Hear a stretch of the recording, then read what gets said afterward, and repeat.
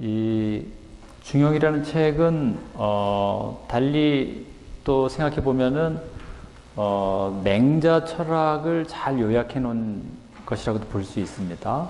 그래서 이제 우리가 첫 머리에 글자 그대로 첫 머리에 나오는 내용 그대로 천명지위성이라는 말이 나오거든요. 천명지위성. 이 글자가 상당히 중요한 내용을 담고 있는데요.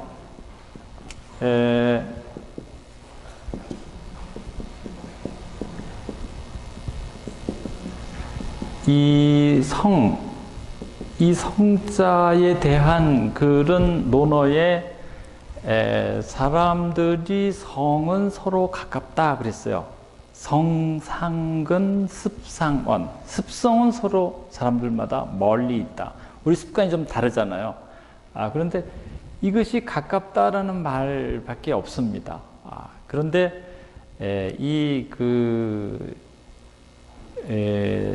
성선설, 우리가 보통 성악설, 이제 성에 대한 것이, 심성에 대한 아주 인간 본성에 대한 이야기가 나오기 시작하는 것이 이제 맹자 철학이라고 볼 수 있는데요. 왜 성에 대해서 그렇게 많은 이야기를 했을까? 이것은 철학적으로 달리 보면은 인간이 어떻게 해서 도덕적으로 살 수 있는가? 그것을 알고 싶어 하는 겁니다. 여러분들은 어떻게 해서 도덕적으로 살 수 있어요? 한 번도 의심 안 해보셨죠? 본래 우리 마음이 착하니까 도덕적으로 산다 이렇게 생각하셨어요? 그러면 맹자의 설을 그대로 따르는 겁니다. 맹자가 그랬거든요. 성선설, 인간은 본래 마음이 선하다 이렇게 얘기했어요. 거기 하느님에 대한 이야기 없습니다. 본래 마음이 선하다. 그런데 공자님은 그 본래 마음이 선하다는 얘기까지는 안 하시고 사람은 성은 가깝다. 본연지성이라 그래요. 본래의 인간의 마음은 가깝다라는 것이죠. 그것은 다르지 않다. 가깝다라는 건 뭐예요? 그것은 일치할 수 있다는 것이고 그것은 선하다고 볼 수 있는 것이죠. 우리가 하나가 된다는 것은 일치하는 것이고 그것은 사실은 선한 겁니다. 왜냐하면 다른 것은 갈라지게 되어 있어요. 그렇죠? 그러나 선한 것은 일치하게 되어 있는 것이죠. 그 아주 간단한 원리인데요. 그런 점에서 이 유학이 추구하고 있는 것은 사실은 인간이 어떻게 윤리적으로 살 수 있느냐를 가르치는 거예요. 인간은 윤리적인 사회적 존재인데 어떻게 윤리적으로 선하게 살 수 있을까? 그래서 유학에서 가장 중요하게 여긴 것은 사실은 그 부끄러움의 마음입니다. 부끄러움. 그래서 이 치자가 상당히 중요해요. 부끄러움에 대한 공부를 가르치는 것이죠. 공부는 다른 게 아닙니다. 그래서 유학의 전통에서는 항상 사람이 부끄러워할 줄 알아야 된다. 그래야지만이 인간의 마음이 본래 선한 마음을 유지할 수 있다. 이렇게 생각한 거예요. 그래서 이 부끄러움, 치와 성상근 이 두 가지만 공자님이 말씀하셨습니다. 그런데 그 이상 얘기를 안 하셨는데 이 내용을 발전시킨 것이 바로 맹자라고 볼 수 있어요. 맹자는 진심장이라는 책이 있거든요. 그 진심장에 가면은 마음을 다하는 것이야말로 하늘을 모시는 것이다. 하늘을 정말 숭배하는 것이다. 이렇게 얘기했어요. 사천이라 그랬어요. 자기 마음을 다하는 것. 그러한 이 천까지 갑니다. 이 성이라는 것이. 그래서 이 사천에까지 이르게 되는 것이 진심이고요. 또 중요한 건 치라는 것이 단순히 이 사람에게만 취하는 것이 아니라 하늘의 부끄러움이 없는 것.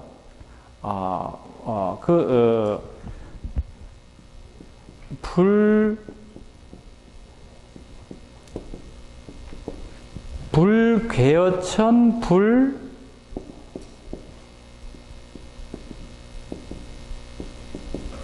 이거는 천이에요. 여기는 인이고요. 불괴어천 하늘을 우러러 부끄러움이 없도록 해. 이게 부끄러울 괴자거든요. 이 부끄러움을 더 이렇게 발전시켰습니다. 이것은 다른 사람에게 부끄러움이 없는 거예요. 그래서 이 부끄러움에 대한 철학이 상당히 발전되어 나타납니다. 왜냐? 부끄러움을 통해서 사람이 도덕적으로 살기 때문에. 공자님, 맹자는 그런 말씀도 하셨어요.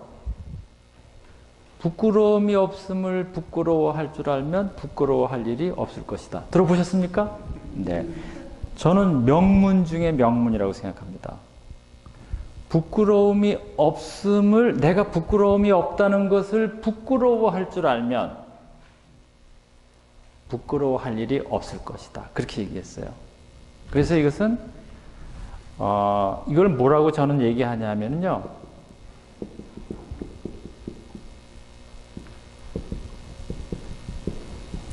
무치지치를 얘기하는 것입니다. 무치지치. 이건 맹자께서 하신 말씀이에요. 또 그런 말도 있죠. 무지의 지. 누가 얘기했죠? 내가 알지 못함을 아는 것. 이거는 소크라테스가 얘기한 겁니다. 예. 그런데 너무나 재밌는 비교가 되죠. 이거는 서양 철학이 추구하는 것은 상당히 인식론적입니다. 인식론적. 그런데 동양에서 추구하는 것은 상당히 수행적이에요. 무치, 우리도 그런 얘기 있잖아요. 후한무치라 그런 말 하잖아요. 네, 부끄러움이 없는 사람입니다. 그럼 부끄러움이 없으면 어떻게 되겠어요? 더 이상 사람이 아니죠. 네, 우리가 부끄러움이 없으면 저 사람은 더 이상 사람이 아니라고 생각합니다. 그런 것처럼 이 치에 대한 관심은 이 성의 작용이 바로 이 치로 나타난다는 거예요. 그래서 우리가 성에 대한 이해는 바로 현상적으로는 우리의 삶 속에서 우리가 부끄러움을 느끼는 것, 두려움을 느끼는 것, 그러한 것을 통해서 여기에 나타나는데요. 이 중용 1장에서는 이 내용이 아주 더 깊이 있게 표현되고 있습니다. 그래서 천명지위성이라는 말 자체 안에는 하늘의 명, 하늘의 천명을 일컬어서 성이라고 얘기한다. 그렇게 우리가 직역할 수 있습니다. 그런데 저는 우리가 하늘의 명을 받았다 그 말이죠. 하늘의 명을 받는 것을 일컬어서 성이라고 얘기한다. 그러니까 천명 그 말 자체는 우리가 이미 하늘의 명을 받은 존재다. 그런데 이 천명이라는 것은 종교적으로도 해석할 수 있고 사회적으로도 해석할 수 있어요. 하늘의 소명이라는 것은 하늘의 명이잖아요. 이건 하늘의 말씀이고 하늘의 부름이나 마찬가지입니다. 우리가 소명이라고 얘기하는 것은. 근데 중국 사람들이 생각할 때는 이 하늘은 항상 여기가 사람이잖아요. 이 사람 위에 있는 건 다 하늘이에요. 근데 왜 하늘을 왜 이렇게 얘기했을까? 이 하늘은 인간의 모습이 비추어진 것을 얘기하는, 인간은 어딘가 비추어야 되잖아요. 우리가 어디에 비출 것인가? 그 존재가 하늘이라는 것이죠. 그런데 이 하늘은 어떤 물리적인 하늘이 아니라 모든 사람들 전체를 하늘이라고도 얘기할 수 있습니다. 우리가 민심이 천심이다 이런 말 알고 계시죠? 그런 것처럼 사회적인 측면에서 하늘은 모든 사람들의 비추어진 나의 모습을 얘기할 수 있는 것이고요. 또 종교적으로는 어떤 절대적인 지평을 얘기할 수 있습니다. 절대적인 지평. 그래서 이 천명이라고 얘기할 때는 사회적인 어떤 소명도 얘기할 수 있고 또 내가 종교적인 측면에서 어떤 하늘의 부름이라고도 이렇게 얘기할 수 있는 것이죠. 그래서 두 가지 가능성이 이 천명이라는 단어의 개념에 나타나 있고요. 그것이 바로 성이다라고 얘기할 때는 우리 성에 이 천명이 내재되어 있는 것을 얘기하는 것입니다. 그러니까 우리의 성은 그냥 우리가 보통 얘기하듯이 성질나는 성 아닙니다. 그렇죠?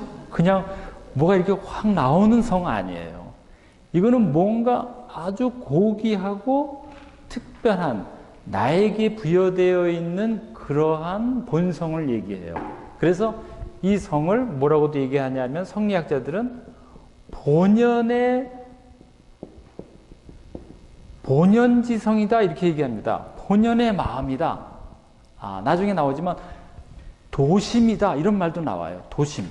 내가 아주 그 도를 따르는 마음이다 그 말이죠. 그렇게 해서 이 성이 정말 귀한 의미, 아주 특별한 의미를 가지고 있어요. 가깝지만 다 똑같은 건 아니에요. 만약에 다 똑같으다면 저 사람이랑 나랑 다 똑같잖아요. 그럼 되겠습니까? 안 되죠. 뭔가 달라야 되죠. 서양 사람들은 그걸 인디비주얼이라고 그랬어요. 다르다 그 말이죠. 그 사람의 개별성이 있다. 우리도 마찬가지입니다. 도덕성도 개별성이 있어요. 그래서 이 성이 하늘과 밀접하게 관련되어 있는 성이라는 것이죠. 이 성은 정말 형이상학적인 의미를 가지고 있습니다. 우리가 만약에 어떤 도덕적 행위를 할 때에 그냥 하는 것이 아니라 하늘의 명과 관련되어 있다. 사회적으로는 사회의 모든 사람들이 원하는 것을 내가 하는 것이다. 이런 뜻이죠. 그래서 저는 종교적으로나 사회적으로 이 성에게는 특별한 어떤 소명이 내포되어 있다는 것을 우리가 알 수가 있습니다. 그러니까 우리가 하는 것, 여기 여러분들 외우셨습니까? 그냥 발걸음 가는 대로 오신 분 여기 한 분도 안 계실 겁니다. 분명히 어떤 소명 때문에 오셨어요. 그 소명이 무엇인가? 그것이 우리는 천명이라고 볼 수 있는 거죠. 내가 천명을 따르는 것이죠. 그런 점에서 이 성이 굉장히 중요하다. 어떤 유학자가, 현대 유학자가 그래요. 왜 사람들이 섹슈얼리티, 그것을 왜 성이라고 표현했는지 자기는 너무나 기분이 나쁘다. 이런 얘기를 합니다. 타당성이 있어요. 그 어떤 성별과는 남성과 여성의 이 성별과는 다릅니다. 그렇죠? 이거는 인간의 가장 고유하고 본연의 어떤 인간성을 드러내는 것이죠. 휴머니티, 인간다움을 드러낼 수 있는 거예요. 인간다움이 뭘 통해서 아느냐? 바로 이 성을 통해서 안다는 것이죠. 그 다음에 뭘 얘기했는가 하면은 솔성지위도라 그랬어요. 솔성지위도. 그러니까 이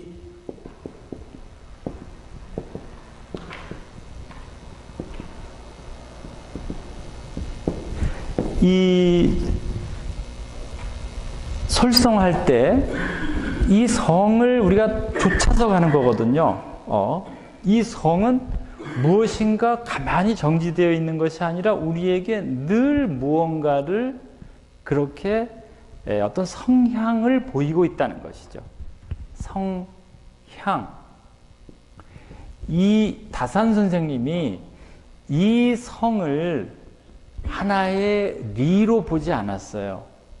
다산 선생님이 특별한 해석은 뭐냐 하면은 인간의 본성은 항상 무엇을 지향성을 가지고 있다. 이렇게 보신 겁니다.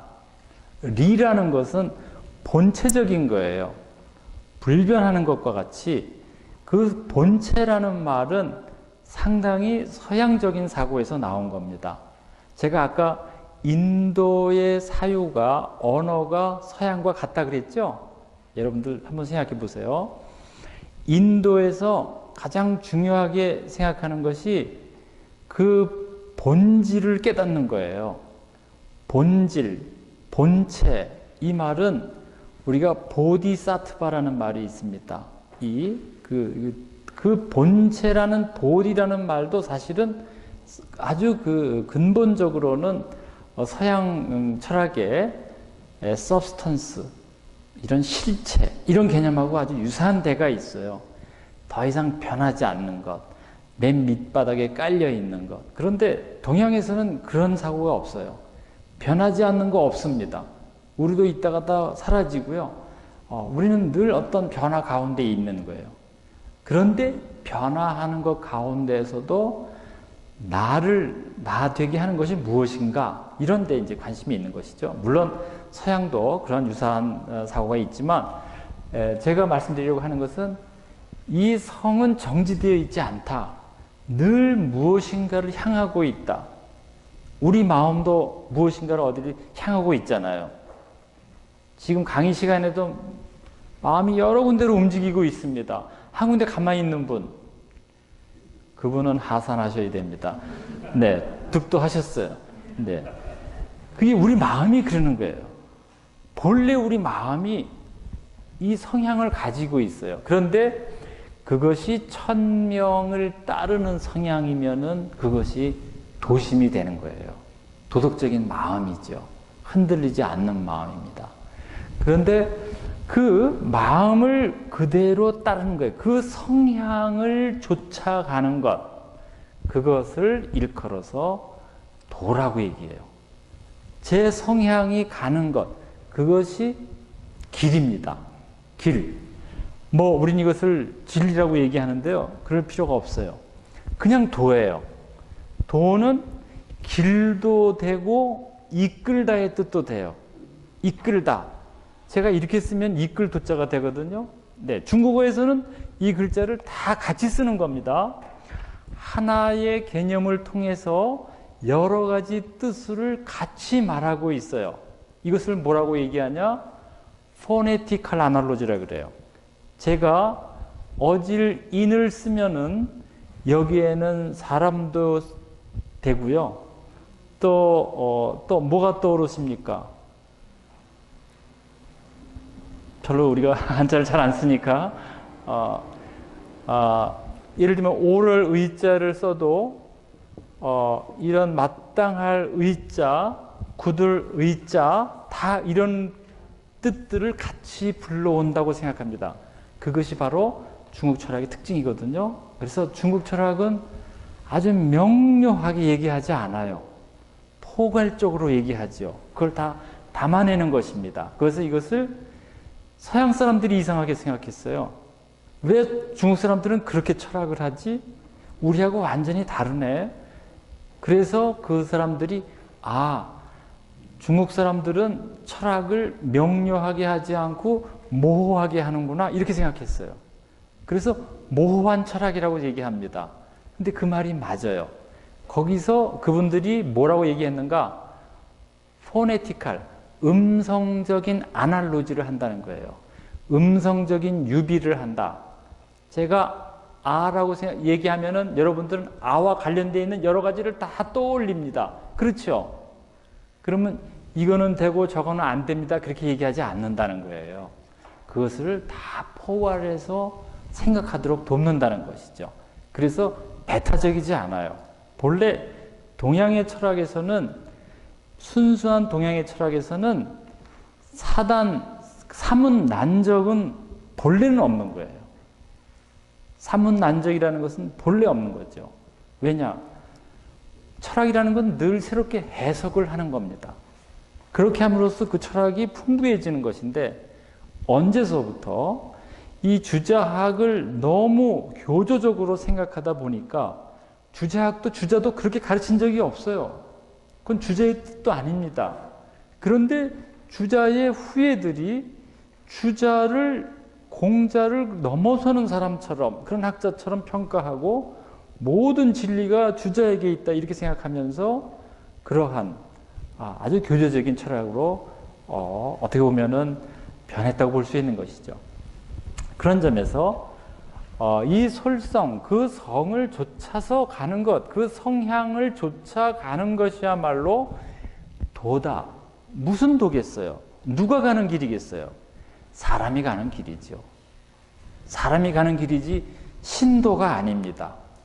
우리 저기 큰 사당에 가면 신도가 있죠. 거긴 사람 가는 길 아닙니다. 그렇잖아요? 신이 다니는 길이죠. 그러나 우리의 솔성, 우리의 순수한 심정이 가는 데에 바로 사람의 도가 있다. 이 사람의 도는 바로 천명으로 인해서 난 길이죠. 천명으로 인해서 난 길이기 때문에 우리가 이 길을 따르지 않을 이유가 없는 것입니다. 그리고 수도지휘교예요.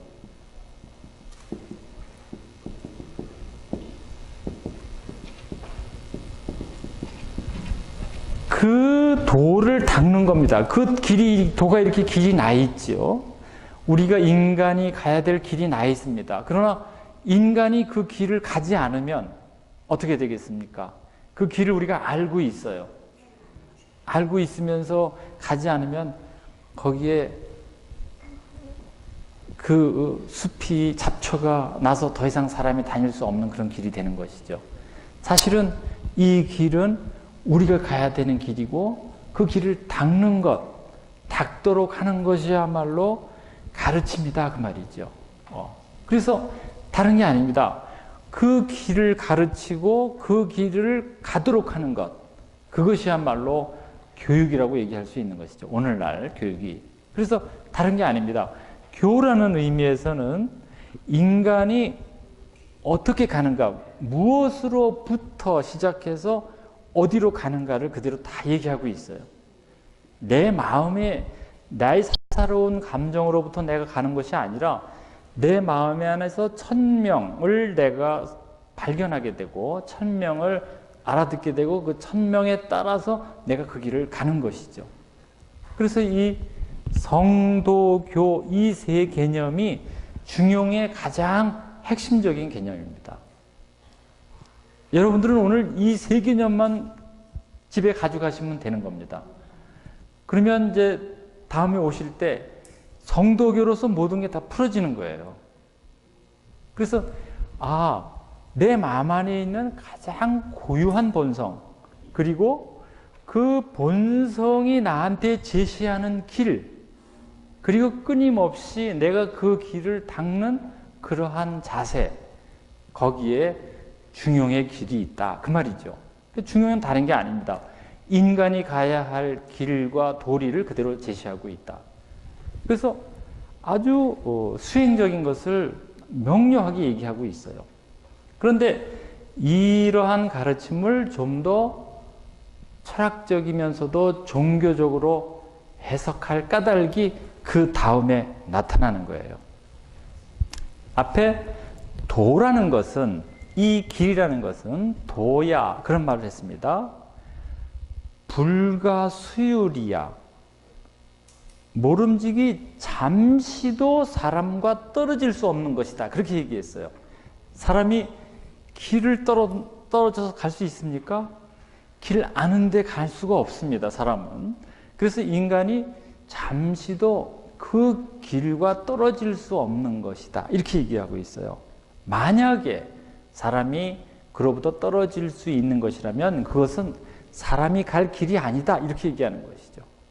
그래서 사람이 마땅히 가야 할 도라는 것, 그것은 인간과 밀접하게 관계되는 그러한 길이다 하는 것이죠. 그래서 그 길을 간다는 것은 여기에 나와 있는 어떤 도로를 얘기하는 것이 아니죠. 사람이 살아야 할 방도를 얘기하는 것입니다. 어떻게 살아야 될까? 우리가 제일 어려운 게 어떻게 살아야 될까? 어떻게 살아야 될까? 이거 매일 걱정하지 않습니까? 그게 사실은 수도하는 겁니다. 도를 닦는 겁니다. 어찌 살아야 할까 하지 않고 그냥 지내는 사람은 사실은 도를 닦지 않는 사람이 있죠. 그 사람은 도에 서 있는 사람이 아닙니다. 우리가 도 안에서 조금 더 빨리 갈 수 있고 늦게 갈 수는 있지만 도 아닌 길에 서 있을 때 우리가 인간다운 삶이라고 볼 수 없는 것처럼 도는 우리 인간의 삶에 아주 밀접하게 관련되어 있다. 이것을 여기서 강조하고 있습니다. 즉 도라는 것은 그 천명에 내재되어 있는 성의 가르침, 성의 성향을 따라서 내가 가는 것이죠. 그런 까닭으로 쉬고, 이제 앞에 이 두 가지 이 내용을 가장 중요한 핵심으로 얘기하고요. 그만큼 사람은 도로부터 떨어질 수 없는 것이다 라고 얘기한 다음에 이런 까닭으로 군자는 이렇게 얘기했습니다. 군자가 여기서 나옵니다. 군자 하면 여러분들 생각나시는 거 있습니까? 아무 생각이 없으세요? 군자 하면은 군자는 불기다 이런 말이 있잖아요. 군자는 그릇이 아니다 그런 말이 있어요. 불기라는 말은 이게 그릇 기자죠. 여러분들 이게 뭐냐면 선반이란 말이에요. 선반. 선반에 이렇게 그릇이 이렇게 놓여져 있잖아요. 네, 옛날 선반이 이렇게 놓은 것 같아요. 그래서 이게 그릇 기자입니다. 그런데 사람은 어떤 정해진 그릇이 아니라는 거예요. 군자 불기라 하는 말은 한정되게 쓰이지 않는다 그 말입니다. 여러분들 어떻습니까? 오늘 여기 와 계실 때는 오늘 천진함 강학 학생분이시죠. 그렇죠? 집에 돌아가시면 어머니고 아내고 누나고 굉장히 역할이 많습니다. 여러 그릇으로 쓰이지요. 그래서 불기라는 것은 하나의 그릇으로 쓰이지 않는다는 거예요. 인간은 늘 변화하는 가운데서 가장 적절하게 자기가 어떻게 어떤 인격적으로 내가 드러나야 되는지를 여기서 보여주는 것이죠. 군자는 다른 게 아닙니다. 가장 이상적인 인간상이에요. 육아에서는. 우리는 뭐라 그래요? 우리는 가장 천주교에서는 뭐라 그러죠? 그냥 신자라 그러죠? 평신도라 그러죠? 개신교에서는 뭐라 그래요? 성도. 멋있습니다. 성도라 그래요. 불교에서는 뭐라 그래요? 불자요? 네. 불자마 요새 쓰는 말인데요. 예전에는 뭐라 그랬어요? 보살이죠, 보살. 보살님 하죠? 네. 그 보살이라는 뜻이 뭐냐면은 깨달은 자예요. 깨달은 자. 저는 그 전에 제 친구들하고 그랬습니다. 친구들끼리 서로 불러주기. 104위님 이렇게 불러줬어요. 103위까지 있잖아요. 104위 되십시오. 그래서 그렇게 이제 한번 그런 적이 있었는데요. 정말 이 군자는 가장 이상적인 인격을 갖춘 사람을 얘기하는 것이죠. 성인이 될 수는 없어요. 우리가 군자는 될 수가 있죠. 그렇죠? 네, 아직 대답이 좀 약합니다. 다음 주 시간이 가면 좀 강해지실 것 같아요. 네, 군자는 우리가 닮아낼 수 있는 그러한 인격자입니다. 그런데 군자는 불기다. 그런 말 했는데 여기다 뭐라고 나오냐면요. 군자는 계신호, 기소, 불도라 그랬어요. 불도라는 것은 그 다른 사람이 보지 않는 데서 다른 사람이 보지 않아도 뭐예요? 내가 마음을 삼가한다 그 말이에요. 그게 군자예요. 군자는 누구의 눈에 보이면 그렇게 하고 보이지 않으면 자기 마음대로 하는 사람. 이 사람 아직 군자 아닙니다. 아직 어리다고 얘기할 수 있어요. 그런데 여기에는 군자는 계신한다. 삼가고 여기에는 경계하며 삼가다 그런 말이에요. 경계하고 삼가하는 거예요. 또 공구라는 말이 있습니다. 공구호 기소 불문이라고 그랬습니다. 들리지 않는 바에 아무것도 보고 들리지 않는 바에 두려워 떨어요. 여러분들이 가장 떨 때가 언제예요? 천둥이 칠 때 떨죠. 천둥 칠 때 떨리지 않습니까? 벼락 칠 때 떨리잖아요. 그런데 아무것도 들리지 않는데 공구한다 그랬어요. 삼가 두려워 떤다 그랬어요. 왜 떨겠어요? 이게 문제입니다. 이 문장이 문제예요. 이 문장 때문에 주자학파하고 친서파하고 반서파하고 갈려나가는 겁니다. 친서파에서는 우리가 두려워 떠는 까닭은 어떤 인격적 존재 때문에 우리가 두려워 떤다는 거예요. 즉 하느님이 계시기 때문에 우리가 두려워 떠는 것이지 만약에 하느님이 계시지 않는다면은 그게 두려워 떨 일이 어디 있겠는가? 그렇게 얘기하는 것입니다. 천둥 벼락이 나한테 칠까봐 그것이 두려워 떠는 게 아니죠. 이 사람들이 예전서부터 두려워 떠는 건 뭐예요? 내가 도덕적으로 무엇인가 잘못한 게 있는가 그것을 성찰하는 거였었거든요. 육아에서는 정통 육아에서는 그렇게 얘기합니다. 내가 도덕적으로 정말 두려워할 일이 무엇이 있는가 자기를 살피는 것이죠. 그런데 거기에 그치지 않고 친서파 유학자들은 이것은 상제로 말미암아 우리가 삼가 두려워 떠는 것이다. 그런 얘기를 했어요. 그 다음에 이야기는 더 어려운 얘기인데요. 막현호운이라 그랬어요. 이건 감추어진 거거든요. 이 호자는 뭐뭐뭐 보다 그런 어조사입니다. 감추어진 것보다 더 뚜렷한 것이 없다. 이것을 우리가 뭐라 그래요? 이런 표현을요. 감추어진 것보다 더 뚜렷한 것은 없다. 얘기할 수 있나요? 모순된 말이죠? 얼마나 모순됐어요? 감추어졌으면 아무것도 안 보이는데 뭐가 뚜렷합니까? 그런데 중용은 그렇게 얘기하고 있어요.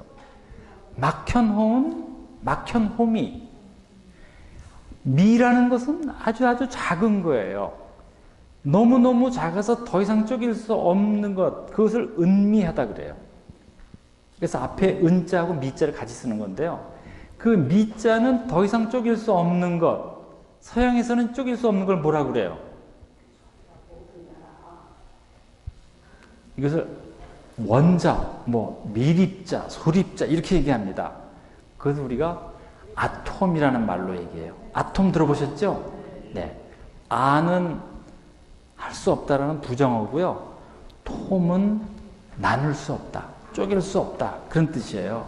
그래서 더 이상 쪼갤 수 없다. 이것이 바로 미의 뜻입니다. 아주 미세한 것. 그런데 그것 미세한 것보다도 더 드러난다 그 말이죠. 드러난 것이 없다 그 말이에요. 막현호미. 그러니까 그 작은 것보다 더 뚜렷한 것은 없다. 이렇게 얘기했어요. 이것을 우리가 일명 모순어법이라고 얘기하는 것입니다. 이 중용 첫 장에 처음서부터 이렇게 어려운 내용들이 등장하기 시작해요. 그래서 주자 선생님은 뭐라고 말씀하셨느냐?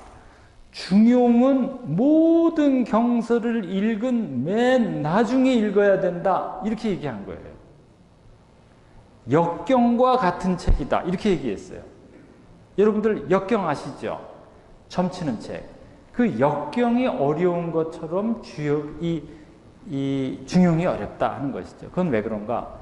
이러한 우리의 보통 인식의 단계를 넘어서는 내용을 여기서 얘기하고 있기 때문에 그래요. 아주 초월적인 단계. 오늘 댁에 가시면서 생각해 보세요. 그게 무엇일까? 막현호운, 막현호미. 숨겨진 것보다 더 드러나는 것은 없고 작은 것보다 더 뚜렷한 것은 없다. 그러므로 군자는 신기독한다. 그랬습니다. 그러므로 군자가 계신 공부하는 까닭은 왜 그런가? 막현호운, 막현호미 때문에 그런 거예요. 이제 무슨 말인지 아시겠죠? 조금 아시는 것 같아요. 그분이 뚜렷하게 계시다. 그 말이에요. 종교적으로 생각하면은 그분이 여기에 지금 계시기 때문에 경거망동하지 못하는 거죠. 저기 나가면 경거망동하실 수 있습니다. 이 안에서는 절대로 할 수가 없어요. 그건 왜 그럴까? 우리의 신앙이 특히 이 거룩한 성전에 우리 공동체가 함께하는 성전에서는 그렇게 하지 못하도록 한다는 거죠. 우리의 천명지위성이 그렇게 한다는 거예요. 그래서 군자는 계신한다 그 말이죠. 그 홀로 있음에 삼간다는 거예요. 홀로 있음에 삼간다. 나중에 저희들이 보겠지만 정약용 선생님은 그렇게 말씀하셨습니다. 신독은 이 장소에 한정되는 것이 아니다. 이렇게 말씀하셨어요. 제가 골방에 있습니다. 그러면 거기서만 신독하고 밖에 나오면은 신독 안 해도 됩니까? 아니죠. 제가 만나는 분하고도 신독하는 겁니다. 제가 만나는 어떤 사물하고도 신독하는 겁니다. 신실하게 내가 대하는 것이죠. 그것이야말로 바로 군자가 신독하는 까닭이다. 그것을 얘기하는 것이죠. 그 다음에 제가 앞에서 말씀드렸던 주자 성리학이 나오는 바로 발원처입니다. 이 글이. 희노애락지 미발 위지 중이요. 희노애락. 여러분을 희노애락 있으시죠? 네. 희노애락이 아직 밖으로 드러나지 않았을 때, 그때를 일컬어서 중이라고 얘기한다. 중자의 의미가 여기 처음으로 밝혀졌어요. 중이 뭔가? 이게 마음과 관련되어 있다 그 말이죠. 희노애락, 여러분이 희노애락이 아직 발하지 않았습니다. 그런데 여러분들이 기쁜 마음을 갖게 되면, 적절하게 기쁜 마음을 갖게 되면, 기쁜 일에 기뻐하고 슬픈 일에 슬퍼하면 마음이 조화를 이루고 있는 거거든요. 그걸 그 다음에 얘기하고 있어요. 이 개 중절, 발하여서. 희노애락이 발합니다. 희노애락이 발하는데 그것이 중절해요. 중절하다는 것은 적절하다는 겁니다. 우리말 그대로예요. 여러분들 적절하다는 말 쓰지요? 이건 적절하지 않아요. 우리나라 김영란법이 왜 나왔습니까? 적절하지 않기 때문에 나온 거예요. 그거는 그러면 중절일까요? 아닙니다. 그거는 강제예요. 그렇죠? 이게 우리가 알아서 자기가 적절하게 할 수 있어야 되는데 우리가 그렇게 하지 못하기 때문에 그런 법까지 만들어지는 겁니다. 이게 인간의 본성에 어떻게 보면 반하는 것이죠. 그래서 희노애락이 발하여서 개중절하는 것을 뭐라 그래요? 그것이 화예요. 화. 중화. 여러분들 중화 어디 보신 적 있습니까? 보신 분? 중화 어디 보신 분 안 계세요? 덕수궁에서 보신 분 계세요? 네, 맞습니다. 덕수궁에 가면 중화전이 있습니다. 그러면 그 신하들이, 그 임금이 계신 곳이거든요? 그 신하가 임금이 계신 곳에 올라갈 때 거기 중화전이라고 써 있어요. 내 마음을 어떻게 해야 하는지, 정말 중용에 나오는 말대로 정말 적절해야 돼요. 정말 민심을 위해서 내가 그러한 간곡한 말씀을 성악께 드리는 그러한 중절에 그걸 갖춰라 그 말이죠. 엄청나게 무서운 얘기입니다. 이 이야기들은. 그 중화를 굉장히 중시하는 것이죠. 그러면 중이라는 게 뭐냐? 중이라는 것은 천하지 대본이다 그랬어요. 천하의 모든 뿌리가 이 중에 있다는 것입니다. 저 중학교 다닐 때 이 중자 여기다 써붙여가지고 다니잖아요, 중학생들. 무슨 가운데 중자로 생각하지요? 이게 굉장히 중요한 글자를 달고 머리에다 달고 다닌 거예요. 지금 생각해보면은. 네, 얼마나 중요합니까? 그 중이라는 건 천하의 대본이라 그랬어요. 천하의 뿌리가 된다. 대본이란 뿌리죠. 그러니까 이 천하는 사실은 이 말은 뭐냐면 천하가 모두 내 손 안에 있다 라는 맹자님의 말씀을 천하가 모두 내 마음 안에 있다 하는 말씀으로 들리는 겁니다. 모두 천하가 내 마음과 밀접하게 관계한다는 거예요. 천하지 대본. 천하는 모두 내 마음에 달려 있는 것이죠. 내가 마음을 어떻게 쓰느냐에 따라서 내가 천하에 이롭게 할 수 있고 내가 천하에 해롭게 할 수 있는 겁니다. 그래서 이 천하의 대본이 되는 것이죠. 즉, 내 마음의 그러한 그 중심이 되는 것, 또 아직 미발한 상태의 그런 마음의 상태예요. 화라는 것은 뭔가 천하의 달도다 그랬어요. 천하의 도를 이룬 것이다 그랬어요. 내가 그 근본을 가지고 있고 그 근본이 이 세상에 이루어지는 것입니다. 모든 게 내 안에 있어요. 다른 데 있는 게 아닙니다. 내 마음 안으로, 내 마음으로 모든 걸 이루어낼 수 있다는 것이죠. 이게 얼마나 주체적인 사고입니까? 저는 그렇게 생각합니다. 무엇에 나 저것 때문에 되지 않았어, 이것 때문에 되지 않았어, 그런 게 없어요. 우리 마음으로서 모든 것을 이루어낼 수 있다는 것이죠. 달도 도를 이룬다는 겁니다. 내 마음으로서 결핍된 것은 어디에도 없어요. 모든 것이 내 마음 안에 있다 이 말이죠. 치중화라 그랬어요. 중화를 완전하게 이루려고 하는 것. 치는 거기에 이르는 것이죠. 중화에 이르려고 하는 것. 지극히 내가 중화에 이르려고 할 때, 즉 내 마음이 모든 천하의 사물과 만나서 조화를 이루고 중절을 이룰 때 뭐가 이루어지는가? 천지가 위언이라 그랬어요. 천지가 자리를 잡는다 그랬습니다. 천지, 이 천지라는 것은 동양 언어에서는 아주 중요한 개념입니다. 여러분이 천자문 읽으실 때 처음에 나오는 게 뭐예요? 하늘천 따지지요. 그래서 하늘과 땅 이렇게만 생각하시는데요. 사실은 온 우주를 다 얘기하는 거예요. 천지라는 것은 하느님이 만드신 모든 우주, 삼라만상을 얘기하는 것입니다.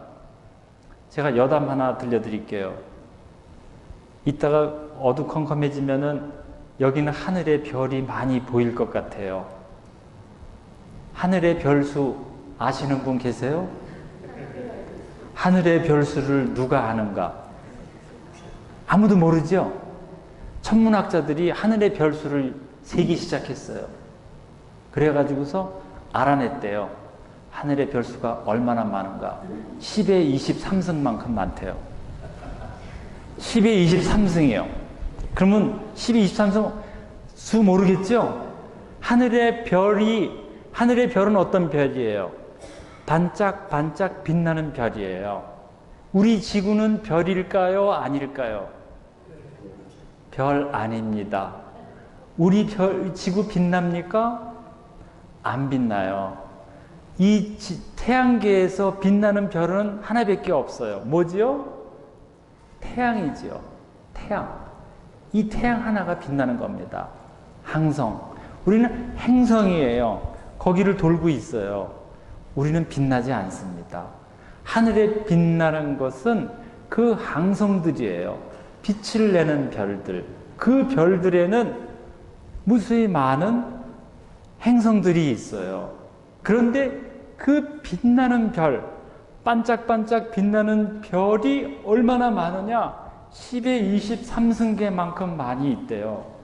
그러면 얼마나 많으냐? 수를 세어보니까요.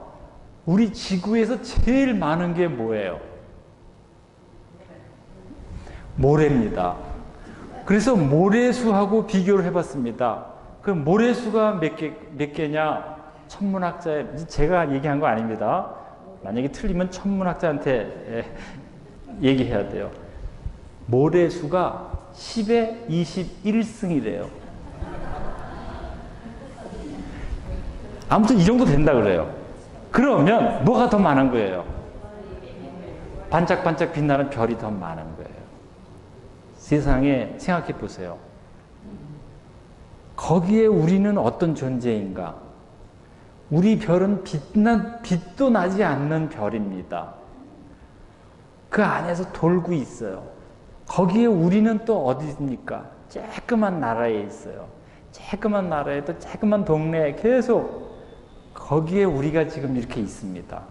그런데 우리가 정말 특별한 존재잖아요. 그 광대한 그 우주 안에서 여기 그런 말을 써놨어요. 이분들이 그걸 알았을까?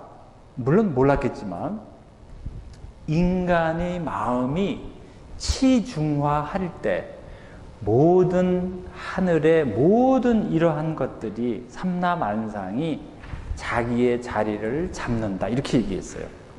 위라는 것은 우리가 삼위일체에서 쓰는 개념이기도 하지만 여기서는 자기가 가지고 있는 자리를 잡는다는 거예요. 즉, 우리 마음이 제대로 자리를 잡으면 모든 삼라만상이 자기의 자리를 잡는다는 것이죠. 그러면 거꾸로 얘기하면은 이 모든 삼라만상의 자리를 어지럽히는 존재가 누구입니까? 우리라는 것이죠. 바로 나라는 겁니다. 이것을 우리를 깊이 성찰하게 하는 내용이죠. 만약에 우리가 그렇게 천지가 자리를 잡게 되면은 만물 유건이다 그랬습니다. 만물이 살찐다 그랬어요. 만물이 육하다. 만물이 모든 게 살찌는, 모든 게 그 자리 안에서 완벽하게 된다는 걸 우리가 볼 수 있습니다. 요새 우리가 생태적으로 많은 어려움을 겪고 있잖아요. 그 생태라는 거는 바로 뭘 얘기하는가? 이러한 물이 제대로 자리 잡지 못하고 있고 제대로 자라지 못하고 있는 것을 우리가 얘기하는 거예요. 우리가 상당히 부조화 안에 있잖아요. 중용은 내 마음으로부터 시작해서 모든 삼라만상의 조화까지 이 짧은 1장 안에서 이걸 다 얘기하고 있어요. 너무나 엄청난 얘기 아닙니까? 엄청나다고 얘기해 주세요. 제가 볼 때는 이건 엄청난 얘기입니다. 어떻게 이런 얘기들을 할까? 물론 우리가 그 당시에 사람들이 생각하는 천지라는 개념은 어느 정도 한계가, 우리보다는 한계가 있었지만은 그래도 우리가 나 혼자 안에서, 내 생활 반경 안에서 사는 존재가 아니라 굉장히 유기적 관계 안에서 우리가 살고 있다는 것을 여기서 고백하고 있어요. 그렇지 않습니까? 아무리 멀리 떨어져 있어도 우리가 다 관계한다는 겁니다. 그 관계를 하게끔 도와주는 존재가 무엇일까? 이것이 이분들한테는 큰 관심거리였습니다. 그것이 바로 상제 하느님이시죠. 하느님을 통해서, 하느님과 더불어서, 하느님 안에서 이것이 중용을 완전히 유실론적으로, 인격적으로 해석해낸 우리 여기 후손분들이 계시지만 정말 탁월한 그러한 그 선각자, 신앙의 선각자들이 계셨기 때문에 이러한 해석이 나올 수 있었습니다. 이것은 정통 주자학에서는 도무지 해석해낼 수가 없습니다. 어떻게 이걸 해석해내겠어요? 무슨 물리적인 세계 안에서 어떻게 모든 그러한 그 세계가 그러한 유기성을 갖고 있다고 어떻게 설명해낼 수 있을까요? 너무나 어려운 것이죠. 물론 이것도 현대 척분학자들이 또 여기에 대해서도 뭐 얘기하고 하지만 저는 이 고대 문헌 안에서 나타나는 이러한 이 인성론적인 것이 이 형이상학, 도덕 형이상학에서부터 모든 존재론의 유기적 존재론까지 이것을 같이 해석하려고 했던 이분들의 노력, 이분들의 어떤 그 시야가 아주 특별하다고 저는 생각이 됩니다. 그래서 그러면 제가 하나 더 말씀드릴 것은 이분들이 가지고 있었던 것은 그러면 하느님이 이 세상을 어떻게 창조하셨느냐 이런 생각 가지고 있지 않습니다. 동양 사람들은 우리가 창세기에 나타나는 창조관과 같은 의식을 갖고 있지 않아요. 동양 사람들이 가지고 있는 하나의 그 창조관이라는 것은 제가 뒷페이지에 적어놨지만은 아주 잘 그것을 설명한 것이 이 도덕경의 42장에 나오는 4장에 보시면 그게 나와 있는데요. 도생일, 일생이, 이생삼, 삼생 만물이라는 이런 내용이 있습니다. 아주 상징적으로 표현되어 있어요. 도가 하나를 낳고 하나가 둘을 낳고 둘이 셋을 낳고 셋이 만물을 낳았다. 이렇게 되어 있습니다. 그래서 이 내용은 우리가 그 글자 그대로 읽어낼 수가 없습니다. 이것은 상당히 비유적이고 상징적이고 함축적인 그러한 내용이라고 볼 수 있는데요. 다만 여기서 우리가 볼 수 있는 것은 존재하는 것, 이 세상에 존재하는 것의 그 프로세스, 이것을 어떤 생성론적으로 파악하지 않고 상당히 이것은 관계적으로 파악했다는 걸 우리가 알 수가 있습니다. 그러니까 조금 제가 시간이 없기 때문에 간략하게 말씀드리면 관계 안에서 모든 창조는 관계 안에서 일어난다고 보는 것이죠. 또 그러한 창조에 대해서는 우리가 분석적으로 설명할 수 없다는 것이 우리 인간의 언어가 그런 한계를 가지고 있다는 것을 여기서 고백하고 있습니다. 즉, 이 상징이 바로 그것을 얘기하고 있는 것이죠. 서양의 그 많은 그 서사들은 생성의 과정을 얘기하고 있어요. 그러나 동양은 그것은 지극히 인간적인 언어의 서술이지 참된 서술이 될 수 없다. 그렇기 때문에 거기에 대해서 우리가 이야기하지 않는다. 그래서 인간이 가지고 있는 언어의 한계를 고백하는 것입니다. 그것이 동양의 언어관이라고 볼 수 있어요. 그래서 동양 언어에서는 말할 수 있는 것만을 말하는 것이지 모두 다 말하지 않습니다. 여러분들 사랑한다고 말하십니까? 말로 하면 부끄럽지요. 우리는 사랑이라는 것은 말로 담아낼 수 없을 만큼 크기 때문에 그런 것이죠. 그런 것처럼 인간의 언어라는 것은 그런 한계를 가지고 있다는 거예요. 이것을 일찍서부터 동아시아 사람들은 이걸 깨달았습니다. 그래서 이 생성에 대해서, 우주 만물의 생성에 대해서 이야기하지 않습니다. 다만 존재하는 것을 우리가 어떻게 함께 더불어 존재하는 것과 어떻게 함께 더불어 살아갈 것인가, 그것을 얘기하는 것이죠.